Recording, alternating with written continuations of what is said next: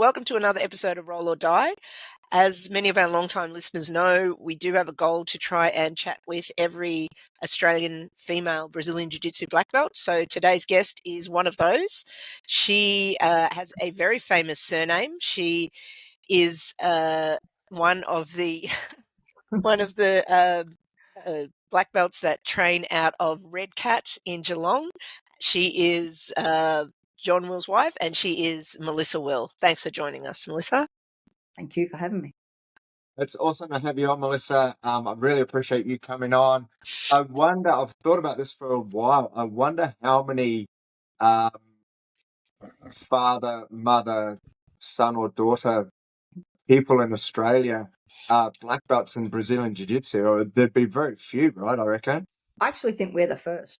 I think so. Like in my head, I'm like, I can't think of anybody else. Especially like there might be father son, father daughter, but like the three of you guys, like it's a amazing feat. My first question for you is: you're obviously a very driven woman. You're not just a lady behind the scenes who kind of, sits around and does nothing. You're a very driven lady. Where did that come from, Melissa?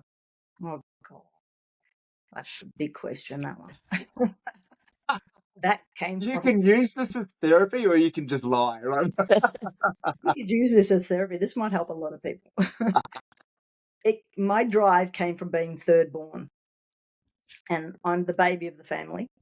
And I called my brother, you'd appreciate this, Golden Balls. Yeah. My sister, Golden Tits. I hope this is over 18, by the way. Oh, yeah. Apologies. Yeah.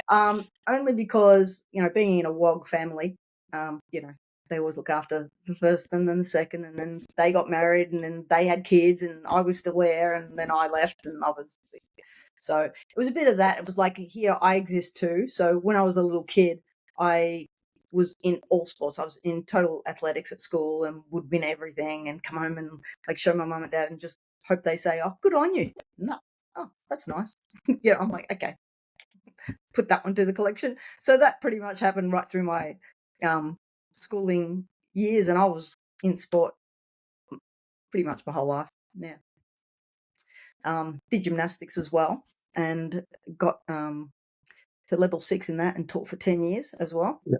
And so then I kind of moved out on my own. Then I was doing karate at the time, and my instructor said I had to turn up to a seminar one weekend or he'll strip me on my second degree. I won't name names. And I said, you can't do that. I earned this. And he goes, watch me. You don't support the school. And I said, what do you mean I don't support the school? I pay my fees. I'm here every time. But I had 7 jobs. I worked 7 days a week. Wow. And I had no time for, going out and stuff. I mean, I used to train at 5 a.m, swimming, training, 250 laps every day. And he threatened me. So I said, fine, what's on? And he said, oh, there's this grappling thing and there's the stick fighting. And I said, well, I don't like the stick fighting. I said, so what's the grappling thing? He goes, oh, yeah, a bit of wrestling on the ground, learning some stuff. I said, all right, I'll do that. I said, where is it? And he said, Geelong. I said, well, how the hell am I going to get there? That was before the Western Ring Road. Used to take 2.5 hours in one direction. Wow. And so you were living in Melbourne at the time? Yeah. I was from Bunder. Oh, yeah. Train. That's right. Yeah. Understand well. Yes. So, go on. Sorry. Yeah. So he forced me, and he said some of the guys are going down, so I got a lift with them, and ended up at John's seminar. And I kid you not, like he picks me out of the whole group because I'm a female and a second degree black belt, and puts me on the ground and sits on top of me and starts slapping and saying, this is where they're going to rape you. What are you going to do about it? Come on, trying to prove to me that your stand-up skills won't work on the ground. And that straight away, I figured that out in 2 seconds. And he was just trying to antagonize me to get a reaction, to get me to try, but I wasn't.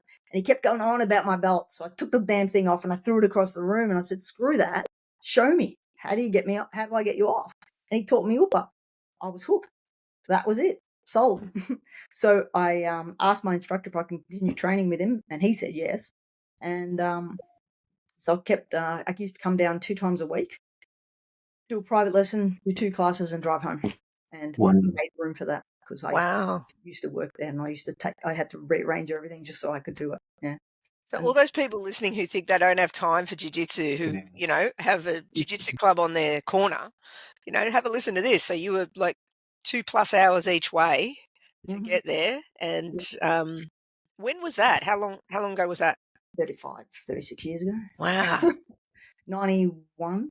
Yeah. Mm, So jiu-jitsu was really still in its infancy then in Australia. Yeah, it's when John really, he started prior to that, but when I came along, it was kind of getting going, and I've been there ever since. Wow. I have not left.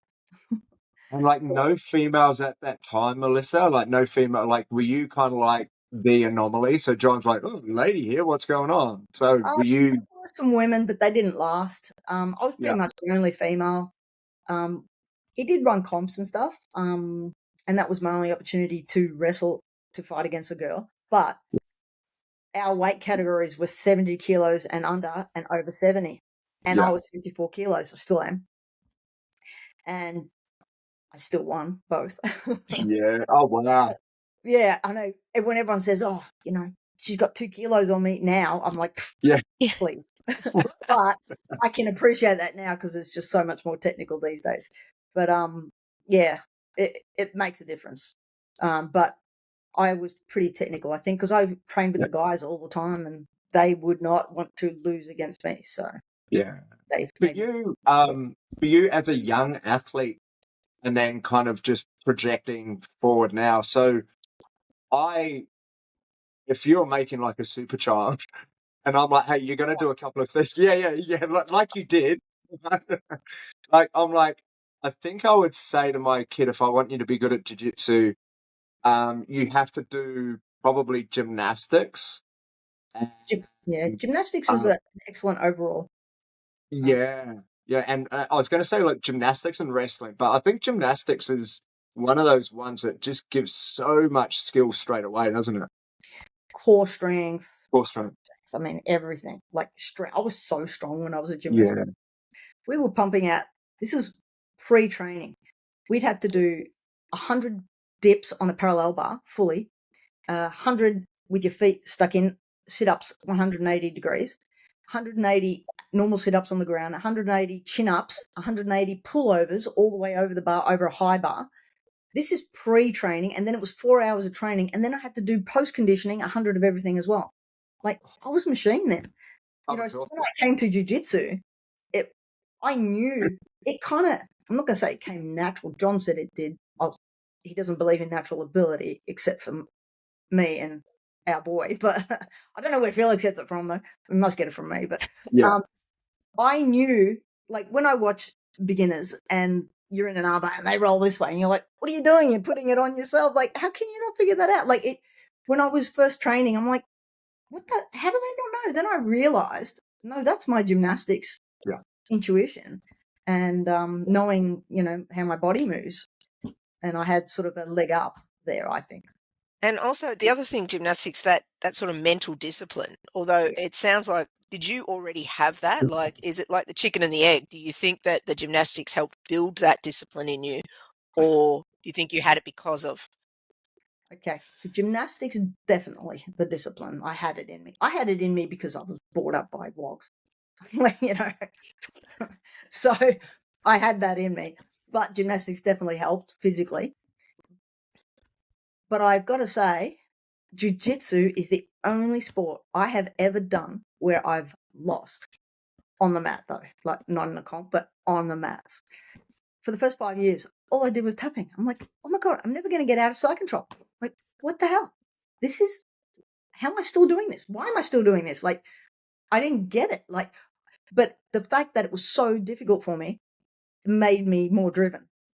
I don't give up very easily. I don't like not being afraid of anything, or like if I had a fear of horses, I learned to ride, and I did. So jiu-jitsu was like that. I kept going, and then one day I remember I got out of side control and I got on the mount. It lasted 0.1 of a second, but oh man, I bragged about that for months. I was like, oh, I was out. And the beautiful thing was, once I got out, they couldn't hold me down. I finally got my timing right, and it happens. But it was because of my size. I'm still the smallest person in the school. Who was your main training partner then? Did you have multiple, or was it mainly John? Like, obviously you're doing your privates, but when you started to train, was it kind of everyone? When I say I did my privates, I did a few privates, like when I did my traveling. But then Yep. when we got together, I didn't get any privates. So, yeah, you're with the group. Yeah. Everyone at the club, Yeah. just everyone sort of, just the team that we had, we all Yeah. went hard. And then did you make the move from Melbourne to Geelong around that time, or? Probably about 2 years later, because I had a lot of work there. Mhm. I was coaching gymnastics full time. I was running self-defense classes at secondary schools all over the northern suburbs. Mhm. So, excuse me, I will. Are there any early dating stories with John that you want to tell? Dating that, well, that's how it, well, nothing happened then. That's how Yeah, it started. But he used to run these camps, and he had like my first seminar that I went to where I first met him. He was doing a camp like, I don't know, I think it was 2 weekends later or something, and he said, "Come along." And I said, "All right." And some of the guys from our club were going. And so, Yeah. again, I got to live with them because it was in Ballarat or something, and I wasn't going to drive that far. I only just got my license. So, well, no, I was 21, but I didn't want to drive that far. Yeah. And so we went along, and we did a lot of wrestling and a lot of mental games, and also like a mini Olympics thing with the team that was assigned at the start of the camp, and that was so much fun. I keep trying to convince him, let's do another one now with our group. But that was really good because of my gymnastic background. Like, so some of the activities were handstand walking, as far as you can go. I kept going up and down the mat where other teams could only do one hand. And so we were like lengths in front, and at the end our team won the whole prize, and we had a whole box of snacks at the end for camp, so it was really cool. But yeah, we did a lot of wrestling. We wrestled for peanuts. That was fun. Right. But I wasn't stupid. So I learned from an early age, especially through gymnastics, to always look at the best and try to replicate that. And when we paired up, I was like the least knowledgeable because I was brand new there. And so I would pair up with a black belt and when we're doing drills. And so black belt then would have been the salat that he was doing. So I don't think, because even John wasn't a black belt then, he was a purple belt. Mm. So, yeah. And, yeah, it was really, so I learned a lot at the start. And by the third day, I was armbarring everyone. So armbar was my thing. It started like that, and it still is like that. But I've got other things. But yeah. It's interesting what you say about trying to find the most knowledgeable person, because I find so often, especially white belts, have a real reluctance to sort of almost partner with higher belts, or they always almost apologetic to say, "Oh no, I'm sorry that you have to partner with me," or whatever. So I think that our listeners should really take some of that on board and do some of what you're saying. But be smart about it. Don't go there thinking you're going to beat them, because you're not. Like, wake up first, reality check, and just be respectful. Mm. And a black belt is always willing to help. Yeah. And coach and give you some knowledge. Like, everyone in our school is. We've got Yeah. a really good culture in our school, so we love that. Yeah. And I now and then with Christy, our receptionist, get all our girls together and try to let them know that they're not alone, because our classes are very broken up. We've got our intro, the total beginners, and then we've got novice class, white belts from 1 to 2 stripes, and then intermediate, 3rd to 4th stripe, and then advanced from blue belt on. Mm. And so I get them from all groups, and we get together so they can see there's more than just them. And it kind of, builds their camaraderie, and Mm. they like it. And it's really good.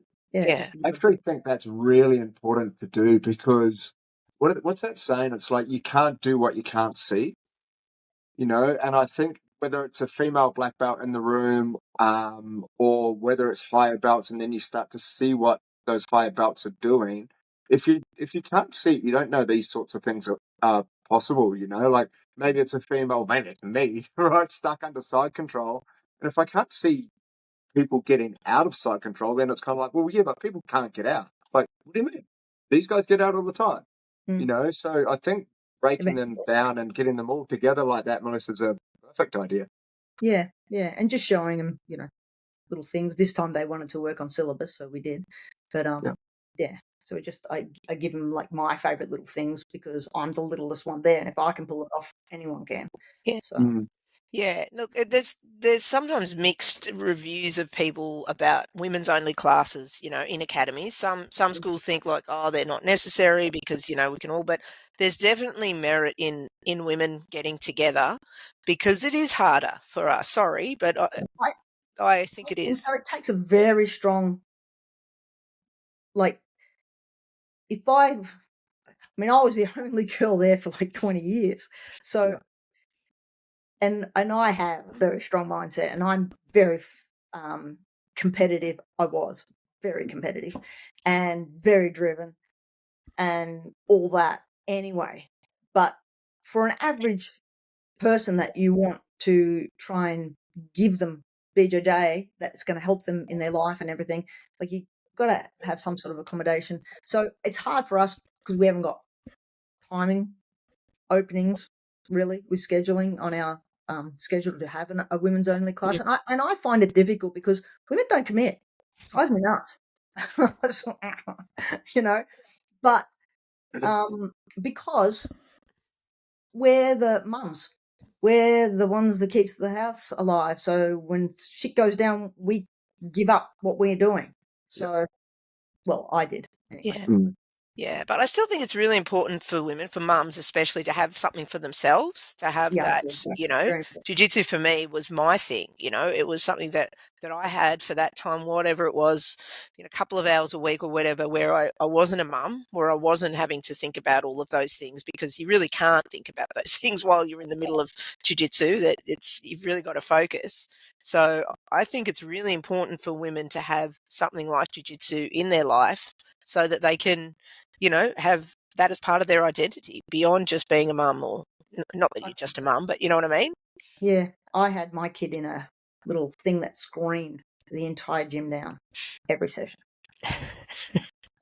That was tough. One of the mums had to pick him up and take him out. Yeah. But the jiu-jitsu community is cool with that sort of thing, from what I see. Most schools wouldn't. That's not a problem at all to have your kids at the side of the mat, I think. Not if it was like Felix. My goodness. Yeah. I also think one of the things that Red Cat is quite, I'll say, famous for is, and the way that you guys frame this, is being active learners. I think that's something that, as a gym, you guys have promoted really, really well. Can you talk about that a little bit? Because I think that's something that is quite underrated, and I think it's probably one of the most important things we can do as students. I think it's John's teaching methods. I mean, and I'm not just saying this because he's my husband, but he's bloody brilliant when it comes. He's got a. I keep telling him, he's like, no, Matt. I'm like, you are. I said, I have had lots of different coaches in lots of different sports at a very high level. You are the best thing I've ever seen. He's just all that and passion as well. Yeah. But he doesn't stop learning about these things. So he tries to find, the best thing. And he wants to give whoever turns up to our school in only 2 sessions a week the best way of teaching, the best learning that they can get. And also, too, he puts it in their court as well. I'm going to show you this, but, the way he lines everyone up, he'll talk them through, and then he leaves them, go. So, and if they move in front of him, like, stop, you don't know anything yet, let me talk you through. Don't assume you know what you're doing. Like, yeah, so he's teaching him to listen to steps and instruction. And then when they've done it a few times, they go through those worded steps themselves and they remember it perfectly. Yeah, they do a really good job. And Felix he's a mini John to look at. It's scary. That kid, I think, has got the best of like two amazing people. I really do. Yeah, I'm impressed the shape that he's in. Like, Yeah. considering he doesn't do much but jiu-jitsu. So, yeah. And so you've been, around jiu-jitsu for 30 plus years or so. What sort of changes have you seen since then in Australia? Leg attacks. Uh, Well, we didn't have those then. yeah. Changes, a lot more people are doing it. Mm. It's more accessible to everyone. I guess, I was going to say like karate used to be in the old days where we used to beat the snot out of each other. Now it's like, but jiu-jitsu is not that. Jiu-jitsu is still real, and you're submitting, and it's a real life skill. So I think everyone should learn jiu-jitsu, know first aid, and know how to swim, and have a driver's license. Yes. Yeah. Yeah. That's perfect. I reckon that would solve a lot of issues. Yeah. I think so. I Especially think one of the things for me in regards to jiu-jitsu, Melissa, is before I started jiu-jitsu, I had an interest. I'd been hearing about it, so I'm like, okay, I'd really like to give this a go. This would be good. I started when I was 45, so an older guy sort of coming into it. And something that I really didn't understand was two people going more or less as hard as you can, and testing your skill level. And I'm like, yeah, you just can't. Like that just doesn't work. Like, no, like, whereas that's true. Like, how old are you now? whether it's in pump or whatever, it's like, oh no, two people can go as hard as they can and walk off the mat and you're still best friends. And I'm wondering, how did you get that on me? Like, what happened? And then you're giving each other direct feedback. I think that's something that in jiu-jitsu is like hard to find, right? It's amazing to find. And I saw that in the fight with oh my god, brain dead. Our Aussie female legend, Adele Adele. at the last and fight. Fionn. She's got, I like that. Oh, you mean Jasmine, with Jasmine Roger? With Jazz. Yeah, Jasmine. with Jazz, yeah. Just like how Adele conducts herself. So Yeah. she's cool. She's a good. Yeah, she is. You Yeah. know, Yeah, a lot of she's people give phenomenal. much of a little bit of power, and they think they're, eating a bit. But no, I like humble people.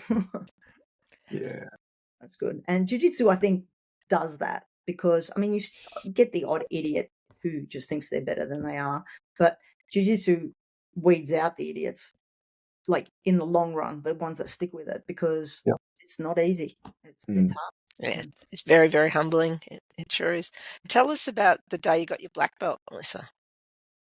It was a shock, actually. I never thought I'd ever get my black belt because John.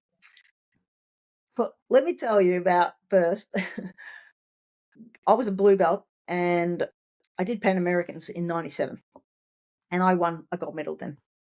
And Hagen, our coach, says, go home, you're a purple belt. Okay? I said, all right. I went home and I told John, he goes, no, you're not. I said, all right. So I was a blue belt for bloody 10 years. And so I kind of lost interest. And I took up another sport, a couple of other sports, and I was still coaching every night. And then Felix came along and, had to look after him, had to put him in bed at certain times, so that was hard. Still ran the kids' classes, but then came home and got him to bed. So I didn't do much training myself. Then coming back was hard. And touching on what you kind of said about being older, being so competitive like I was, like I don't think you would have met anyone more competitive than me. I was pretty competitive. I compete about everything. But I tried to come back 3 times. And the first 2 didn't work because I tried to come back where I left off. You can't do that. And it was 10 years and then it was 15 years. And then I'm like, okay, I'm just happy to move. I'm happy to keep learning and just move my body. So that's what I do now. And I just rock up there. And I put in another 6 years or something, 7 years. And John finally keeps grading me. And then just one night, me and this other guy, Nick, awesome guy in our school, him and his whole family train.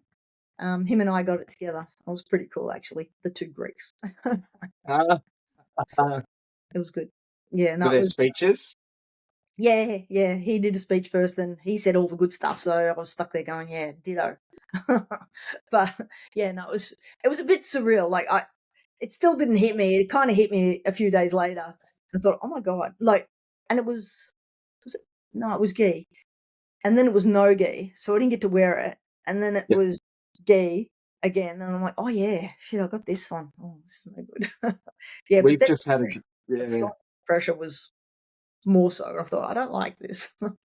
We've just had a grade, and one of the things I've spoken to some of the guys who got new belts, and this is the thing that I feel, and I feel lucky enough that, when I've been lucky enough to get promoted, I feel comfortable with receiving that belt, which I think that's very important. I think as a student, if your coach gives you a belt, you shouldn't be doubting that, So I think that's He important. would But never have given it to me. I know that. yeah, and I think for me, the surprise comes for the next 2 weeks or something when you open your gym bag and you see that different colored belt in there. You're Yeah, like, oh shit, like yeah, that's mine, yeah. It's definitely That pretty. would be a cool feeling. Yeah. It's a nice accomplishment. I got there, and Yeah. and I didn't give up. In fact, when I got it, I'm kind of starting over again. Yeah. Pretty much like what Hegan did with John. And I Yeah. said to John, right, and then he showed me something, and I said, I've never seen it like that. And he goes, well, now you're a black belt. I'm like, bloody hell, here we go. Yeah. So Yeah. it's Yeah. good. Yeah, what you were saying there, Brentos, is so true. And I remember when I first got my black, I couldn't find it in my jiu-jitsu bag Or, because, I was looking for the brown and it was, Yeah. camouflaged in the bag Wow. because it was black. So, and I mean, I don't know how other clubs run it, but where I was, we lined up at the front and I used to keep going to the rest of the class and my coach had to keep telling me, no, Kim, you're up here now. You're here with me. So for me, I really think, especially the black belt, it is very surreal. You can, I guess, feel as ready as you feel, but there is, well, from my end, there was certainly still a bit of an imposter syndrome. Did you feel that a bit, Melissa? yeah. Yeah. And then he says, if anyone deserves this rank, it's you. It took her 35 years. Didn't it? Oh, he's there in the background. Are we going to She's get a walking in my office. Like, surprise?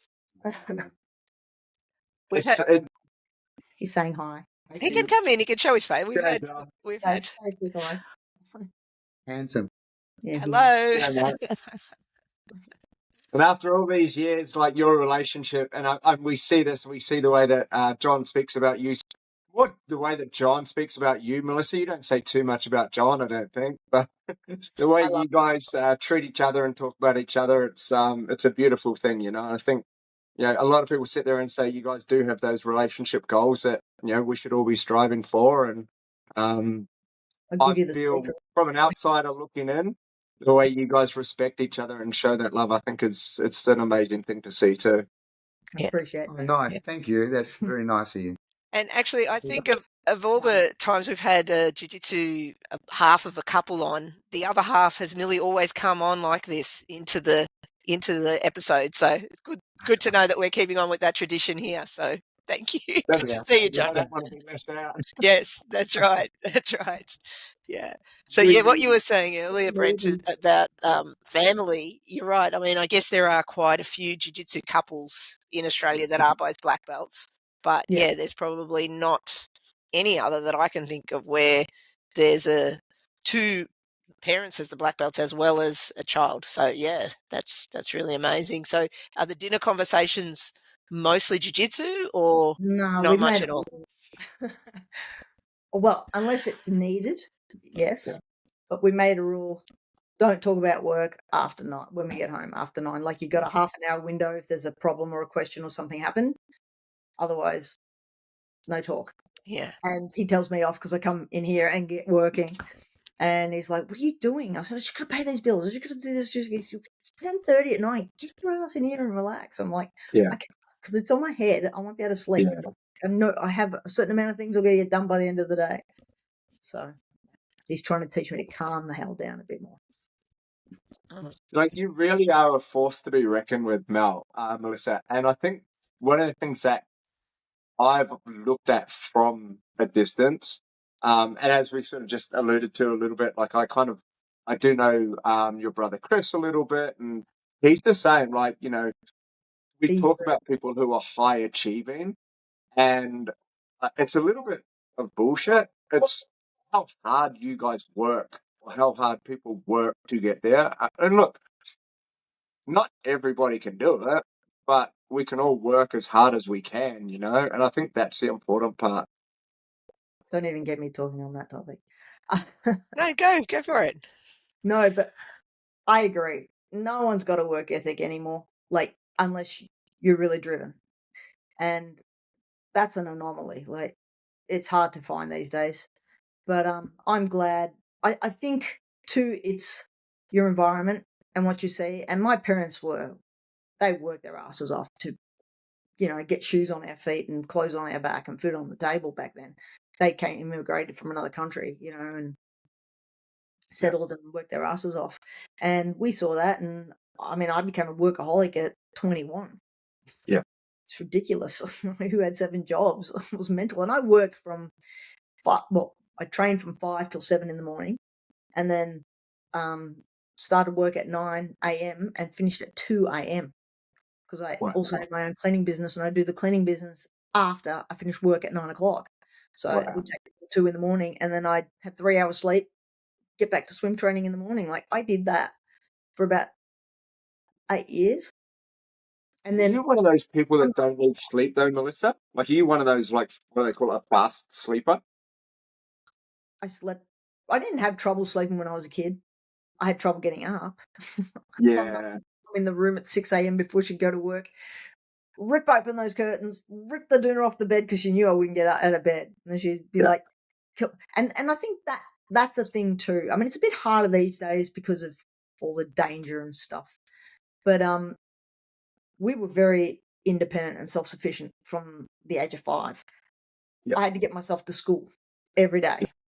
If I missed that bus, I've got to walk. that was very far. So I used to make it, like, run, just jump out of bed, chuck my clothes on, stuff some food down my throat, and run to the bus stop and just make it every morning. And then I started better habits and started collecting all the kids in the street. Their parents loved me. And if they weren't dressed, I'm like, come on, you're holding everyone up, get cracking. So, and then I was their Pied Piper, and I'd take them all to school for them. That was in primary school, and then in high school was harder because it was so far away. So that was all right. Well, it's funny you mentioned about hard work because our last guest that we just had on, Maria Peckley, is also a super hard worker. And so any of our listeners who are feeling a little bit slack, they probably won't be after if they listen to both that episode and this one here, because both of you are with the work ethic that's phenomenal. That's just unbelievable. But it was just bred in me. No, I think so. We'll all be feeling bad about ourselves because I sat on the couch for 19 minutes this afternoon. Sorry, I have those days too. 19 minutes. These days I have those days. If it's raining, I don't like the rain. Yeah. I'll stay indoors. Yeah. Yeah. I actually went to the gym today as much as I did not feel like going. I went. I also go to the gym doing Tabata training 3 times a week. And then we're walking every day as well now. Like, trying to. Yeah, I was going to say when we're traveling. That's my favorite. Yeah, I was going to ask about that because you guys have put yourself in a fantastic position where you guys do travel and you obviously enjoy traveling together, which is fantastic. So when you are traveling for fun and not, just going for seminars and those sorts of things where you guys are teaching seminars, how do you sort of deal with the travel? Are you sort of making sure that you get to the gym a couple of times? Can you find a jiu-jitsu gym and just go in and roll? Or you're like, hey, we're traveling, we're eating, and we're experiencing like the good things in life? We're resting up. We rest. But I walk the legs off him. Like, we get over 20,000 steps a day. Yeah. So I think that's enough. Makes up for the tiramisu. Melissa, I wanted to ask you. You mentioned earlier that you were a blue belt for a really long time. So you came back. You tried to come back twice, and you couldn't. And then the third time you did. can you, I mean, it might be hard for you given like your work ethic and it sounds like you're just like, you just do it, but can you give any advice to our listeners who do struggle through, especially blue belt, that's the cliche, isn't it? That the blue belts are the ones that drop off, who may be struggling with coming back to jiu-jitsu. What did you do that got you through? Well, my third attempt, like I said, it was not, don't come in thinking you're going to be where you were at, especially if you've had a big break. I mean, mum was a big break, and I had a child who didn't sleep for 5 years. So I was sleep deprived.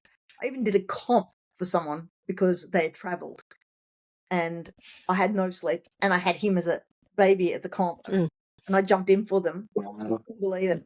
Yeah. I didn't know what I was doing, and I didn't even look at how big the person was, and they were way bigger and stronger than me, but still pulled it off. Armbar? No, I won that one on points. My first comp and last comp, I won on points. Every other comp, I won on submission. That's beautiful. Yeah, I know. I don't like this point system thing. Yeah. So there's no dispute. But you've got to come in with just an open mind. Just be happy to learn. Just turn up. I think the problem is too, people want their rank. They want the rank. They want that achievement. Don't buy too much into that. Just turn up. Just show up and enjoy the process. I can't believe I'm even saying this because I was the kind of person back then who had my plans 5 years ahead. I was always planning that far out. Now I just want to get through my day. Sometimes I get through my hours. I've just got to get through this hour and I'll be all right. Yeah.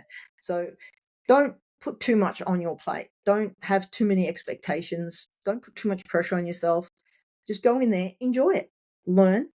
Eventually, you're going to learn. It's going to be stuck in your subconscious. You're going to start trying things. Your timing will improve. You'll start getting it, and it'll all start coming together for you, as we know.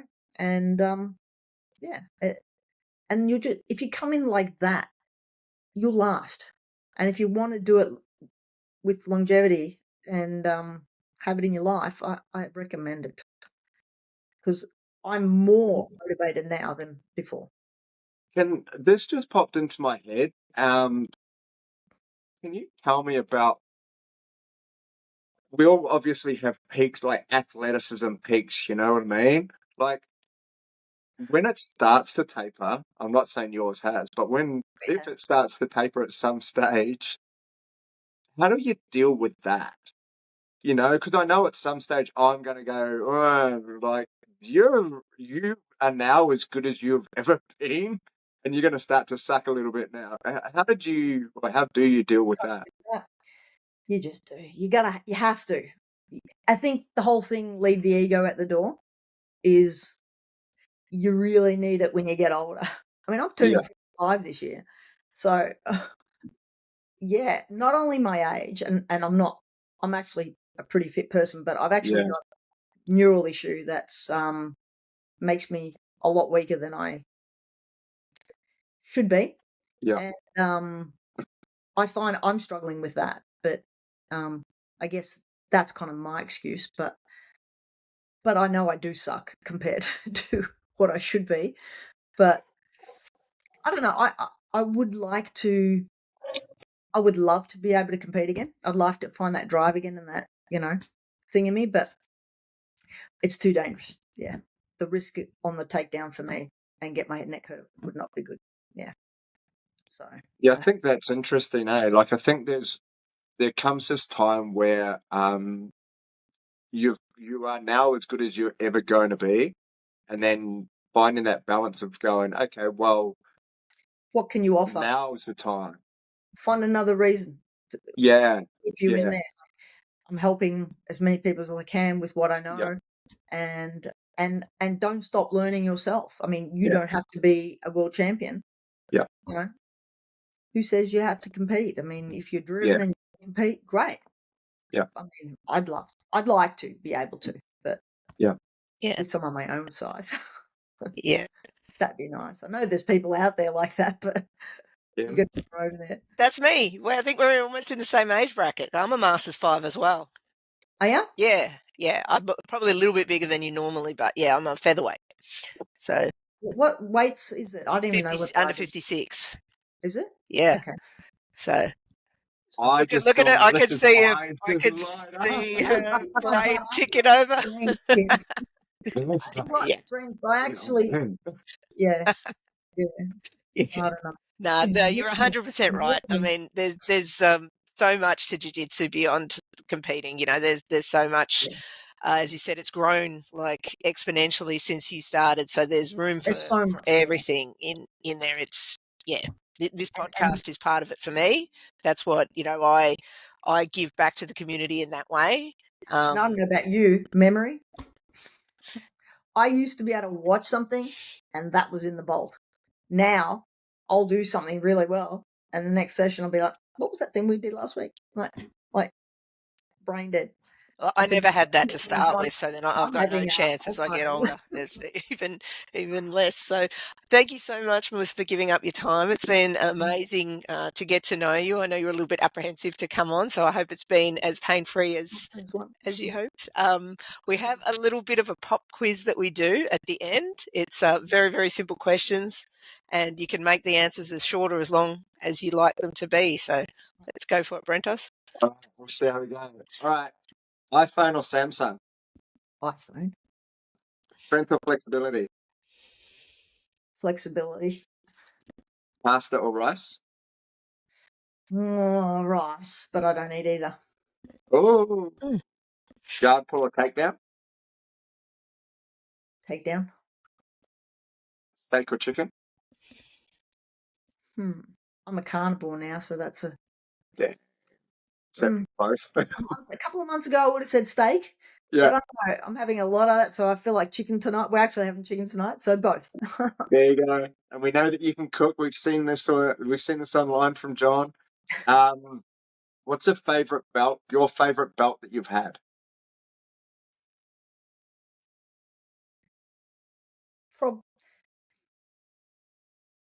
Probably my blue. But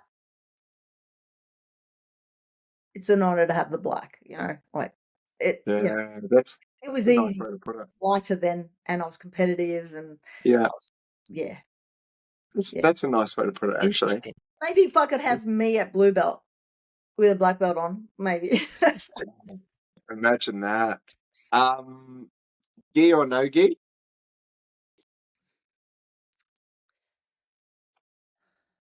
Both, but I probably prefer gi, less sweat. Yeah. Yeah. Can you give us a book recommendation, something you've enjoyed, something you've learned from, something that might inspire people? Oh, no, I've been Or even just reading a fiction book or anything, something you've read recently? No, God, I don't even know the names of them. I read too many. And Yeah, I do that too. I actually don't. I've forgotten the titles. I do that. I forget more what book I'm fantasy, reading. love stories and stuff. Not Is there any move or position that you don't like in jiu-jitsu? that I don't like. That's a new question, Brentos. You've The chucked new a new one in. Drilling, I don't like doing takedowns because it hurts. Yeah. But then you said you prefer a takedown to a guard pull. Well, Not being taken down. Like when I was competing, I would, Well, I was probably very guardy back then, but I wouldn't choose guard now because there's so many guards. Like I'm still, I feel like I need to start over again with my guard. But being taken down sucks, though. So that's what I mean. Being taken down sucks. I don't mind doing the takedowns. Yeah. Taken down, I don't like the land. Yeah. All right, we've got two more for you. Can you drive a manual car? Yeah, that's how I got my license, but I drive it. We knew that. I knew that answer. Yeah. And then, do you wear Crocs? Only when I go in the backyard to the garden to do the watering. Secret school stuff. Someone else said that too. Another guest has said the same. Yeah, only in private. Yes. Very good. Very good. Very cool. I wore them everywhere, but comfort, but dangerous in the wet. Yeah. So that was awesome. Before we do finish up, in 4 or 5 weeks, so probably close to when this podcast ends up I think coming the week it comes out. Yeah. Yeah, we've got the gathering. So Oh, yeah. this has now been going on. The gathering's been going on for a long time. The gathering was the first competition that I ever competed at. Fantastic. So that was really, really cool for me.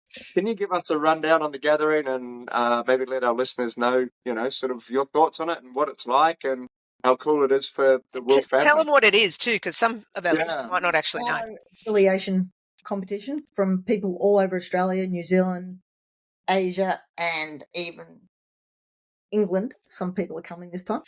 Wow. They came last year as well. So it's a competition, but we call it the gathering because it's like a barbecue, but without the barbecue.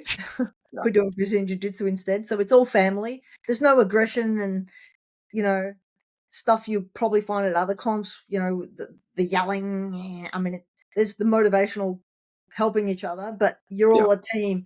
And then, like you said earlier, everyone gives each other a big hug and like, you mutt, you got me this time, or so it's a really good atmosphere. And I encourage a lot of beginners to have a go, like for their first one. Don't wait till you're really good because it's not about the competition. I like to say, have a go with the competition to see if you can put yourself in a situation where you're having an adrenaline dump and see if you can make work what you've learned so far. And you're testing yourself and you're trying to improve yourself every time you do a comp. It's an individual journey.